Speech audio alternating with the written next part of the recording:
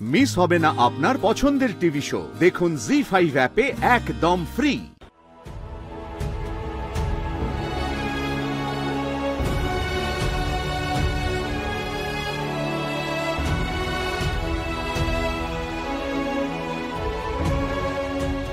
কথা বলবে না?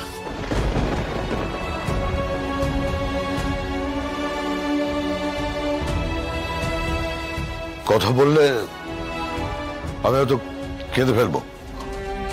আমি আমার সবচেয়ে প্রিয় সন্তানকে জেলে পাঠাতে বাধ্য হয়েছি।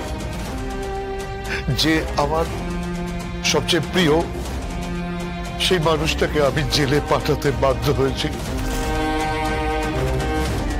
কিন্তু সেটা ছিল আমার সঠিক সিদ্ধান্ত। সে অপরাধ করেছিল,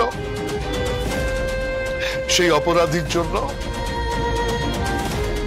বেল প্রেয়ার করে বেল করিয়ে নিয়ে আমি তাকে বাড়ি ফিরিয়ে নিয়ে যাচ্ছি। আমি জানি না আমি কত বড় অন্যায় করছি। তুমি কাঁদছো কেন? তোমার স্ত্রী বাড়িতে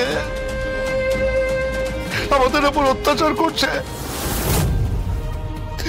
তোমার মাকে সে কিচেনে ঢুকিয়েছে,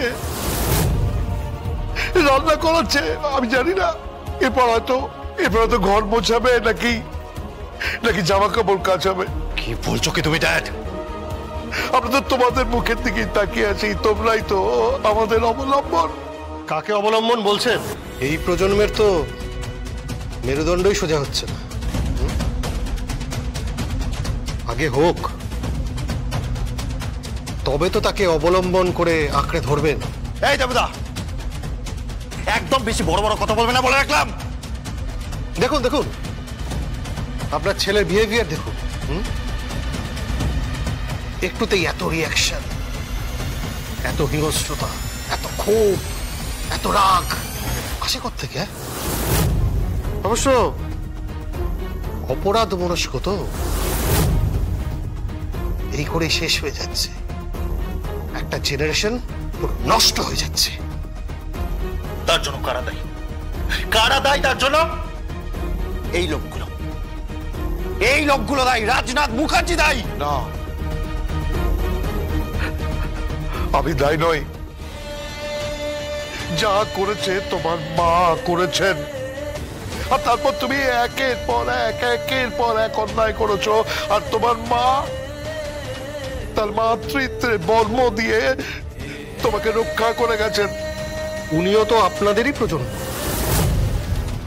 দেবু, দিকভ্রষ্ট আপনারা, পথ খুঁজে পাচ্ছেন না। এই ছেলেটা আমি যতদূর চিনি এ শুধরবে না। আপনি বোধহয় আরেকটা বড় ভুল করলেন, ওকে জামিন পাইয়ে দিয়ে। কলারটা ছাড়, আরে এখানে কিন্তু মারবো তোকে। কলারটা ছাড়, কলার ছাড়। কি করছেন? যান, নিয়ে যান আপনার ছেলেকে।